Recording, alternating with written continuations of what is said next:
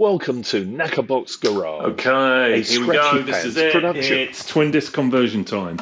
So, Guzzi's on the bench. What I am going to do, I took off one of the caliper mounting bolts and the top one to get the length, and we've got some replacement bolts, all new ones.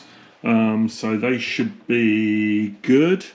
I will clean this up a little bit, but my plan is, I'm just making sure I have the right tubing here, crack the nipple, pump all the fluid out so it's got no fluid in it, pull this caliper off, get the wheel out. I will jack it up under here because obviously it needs to be supported, so that will allow me to pull the wheel out to the front. I'll take that, then take the disc off, pop the carrier off either side, clean the disc up, paint it, put the disc back on with the new carriers that I got from Stein Dintz, and then put the new calipers on, connect the hose, make the crossover piece, and then bleed it. Sounds pretty easy, really, doesn't it? I'm wondering how long that'll take me. Probably take me a few days, but I've got a week, including a weekend, before my darling wife comes back, and then I've got to do stuff with her because I haven't seen her for 2 weeks, so that'll be nice. So trying to get this done before then. I've also got a ton of housework that I should do as well before then. So I'm going to be a busy boy. All right, here we are. I've got a Motor X oil bottle. Just going to twist that around a little bit. Right, we'll just bleed the nipple, or crack the nipple. It's going to be fraught with issues, isn't it? And now, if I take that off,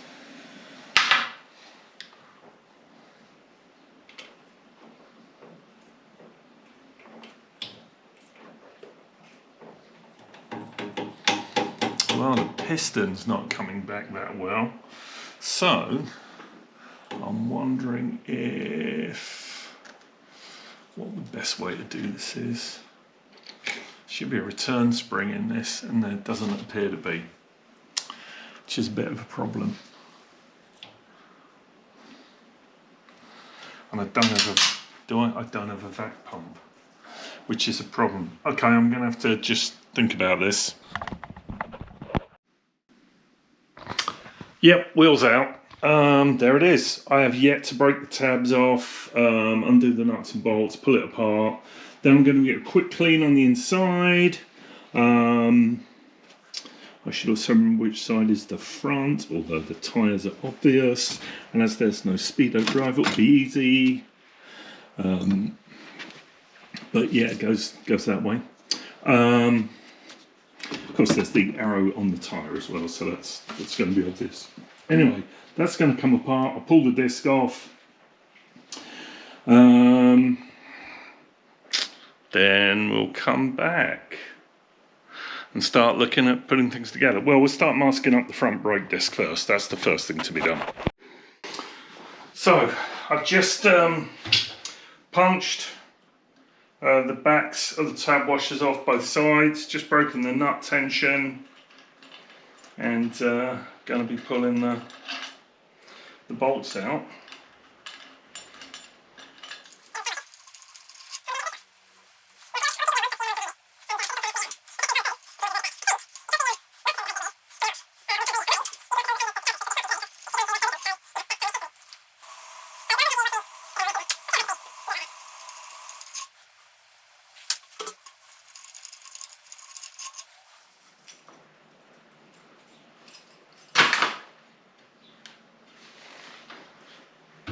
I'm guessing that could be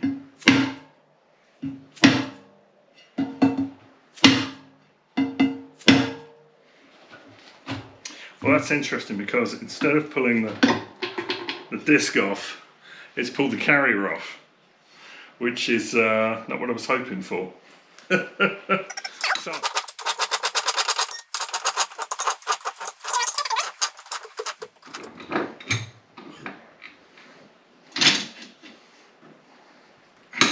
well, that's about as far as I can go. So there we go. That's the carrier. So that's the disc carrier. There's one on the other side, which is now lying in the bottom of the. For those who don't have a tyre changing barrel, they're really useful. So that's the other style.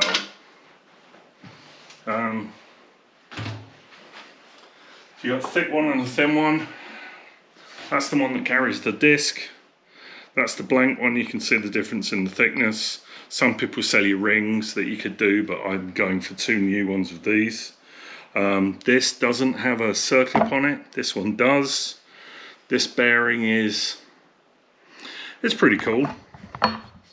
So's that. But I've got 2 new, completely lovely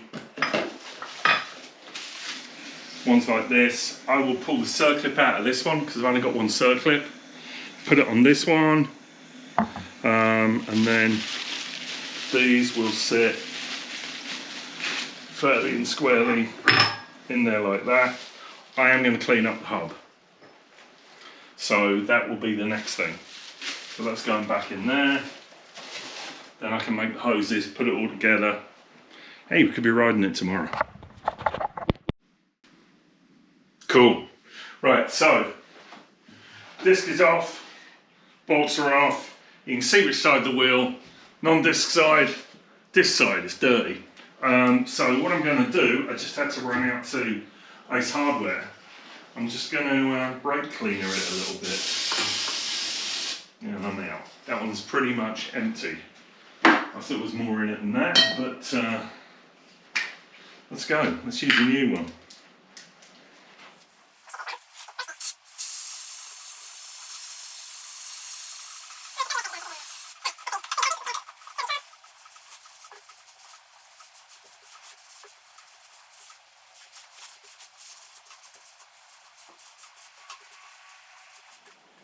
Because the beauty of this is, turn it that way, pop that down the middle. I've got an old rag, let's use that. That'll be a bit better. Right, I'm going to listen to my own advice. I've been sprayed in the eye by this stuff many times, and it stings like a mother.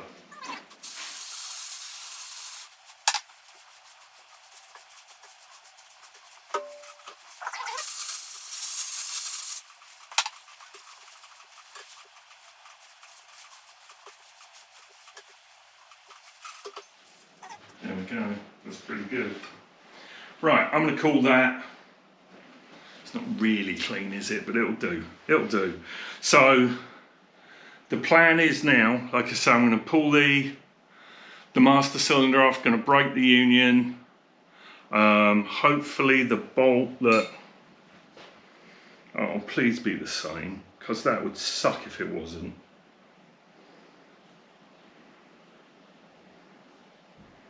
If it's smaller, that's going to really suck.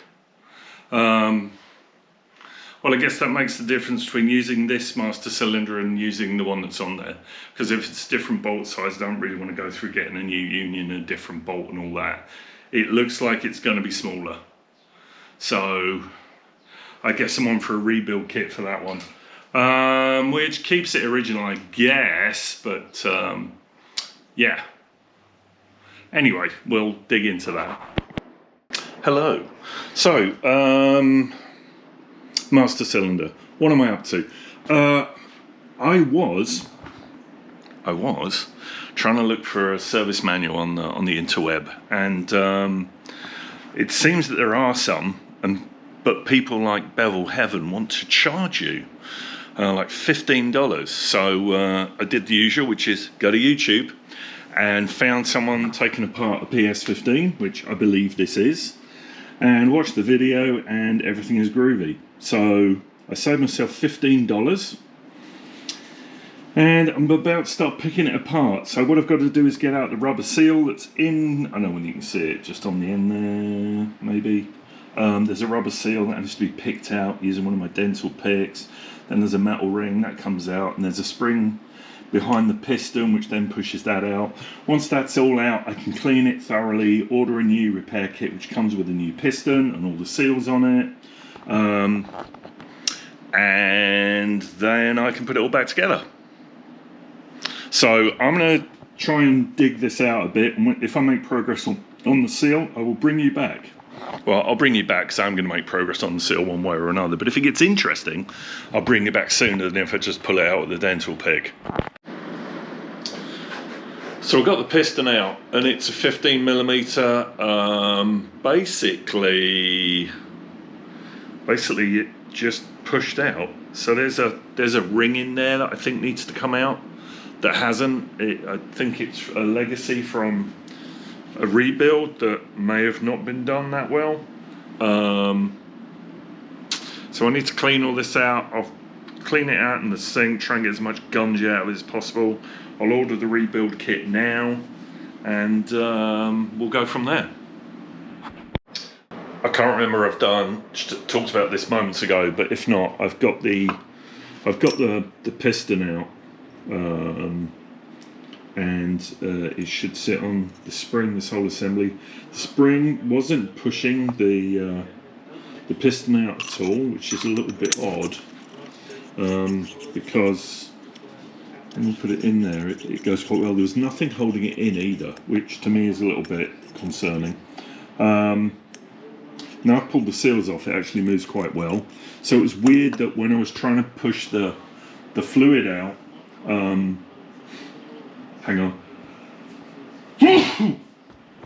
Bless me. When I was trying to pull or suck out the fluid, that it just, the lever went back to the bars and then didn't push forward again, which just to me is a bit odd. And the master cylinder's been kind of wooden, and I wonder whether it was actually seized up. Anyway, I've got it out by I've managed to punch it forward and then clamped it in the vice jaws like so, and then wiggled it out, and everything fell on the floor that time as well. Anyway, I'm going to order a new kit. I think I said that last time. Look for the spring that's just gone whistling across the floor, because hopefully it comes with one, but you never know. And when that comes, I'll get to it. I've got to clean up the brake disc and mark up that. This is the disc that came off the bike. This is the one I've been using. Needs a bit of a rough up like this one, with some abrasive paper, but I'll do that, and then when I get to having it masked up, I'll bring it back. So I've got one side on, it's a bit loose. I've just pressed this in, the housing's there. I'm going to flip it over. The other disc is just drying. I've painted it. It needs to have the masking tape peeled off it, cleaned up, and then I'll put the other disc on. I've got the spacer, the nuts, the washers, and obviously the carrier to go on. So yeah, when the paint is done, this will go back on and get the wheel back in. Then we've got to play around with mounting the calipers. That's my old one. The new ones are here.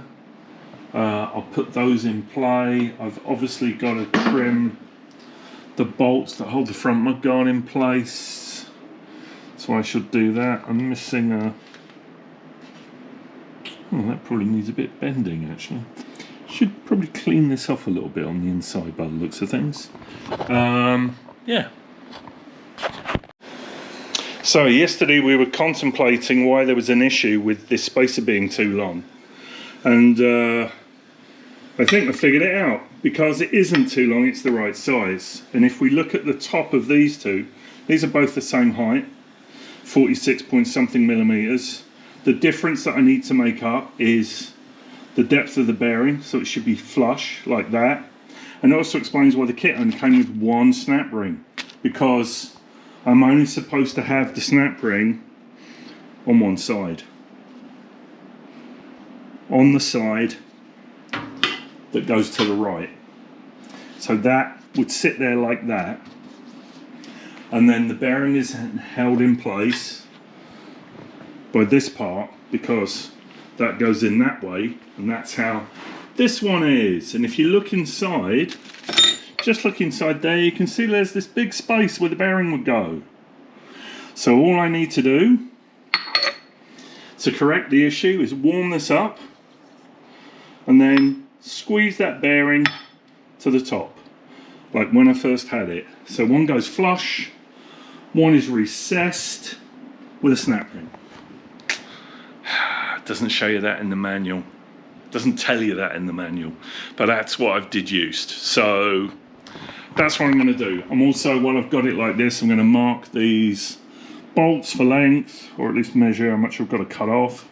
And then I think it would be wise of me to just break these calipers, pull them apart, make sure they're clean on the inside, have a look at the state of the seals and the pistons, and make sure they work before I plumb it all together.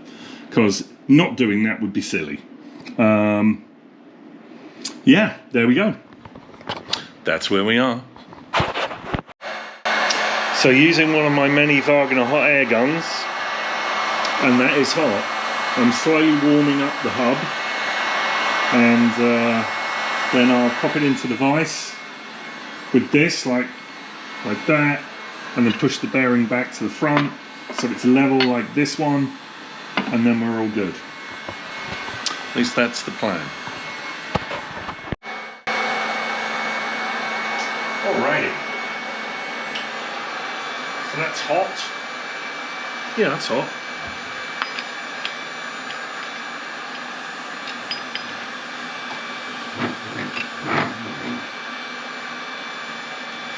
Look at that, that was easy. Just pushed way back. So that's exactly where that should be. So now I can put that back on the wheel, and it will be in the right place, the spacer will fit, and everything will be groovy. I'm holding it, it's getting hotter, so I'm going to put it down. So the wheel is in, it's been tightened up. I've got equal spacing on both sides, and I've slipped one of the new calipers on just to have a look. So you can see that, that's there, that's good. Everything's tightened up, so now I'm... Fuck. Well, those Brembo calipers, I think they're fairly robust, and we're about to find out. Oh, of course it had the threaded bit in it.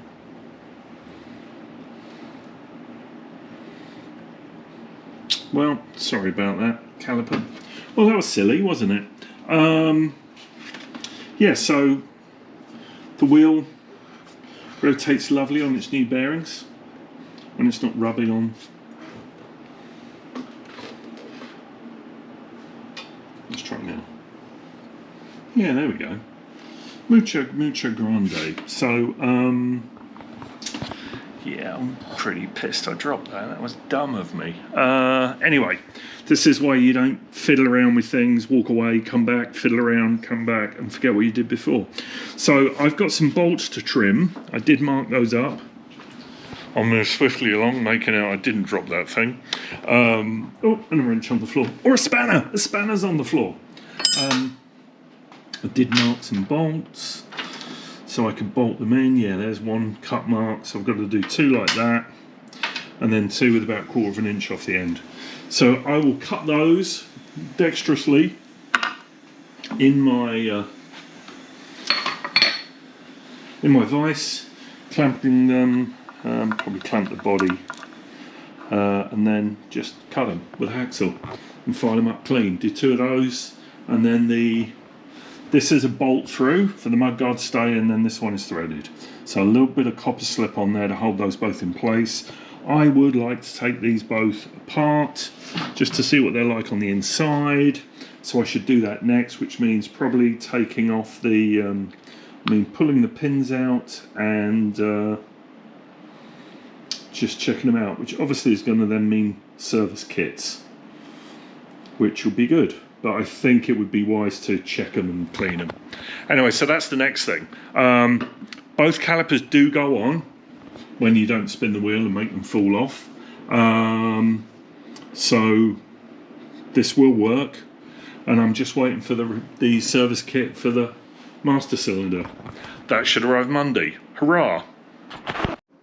Well, thank you for watching. That's the end of another episode. Like, subscribe, even comment. I may even write back. Have a good one.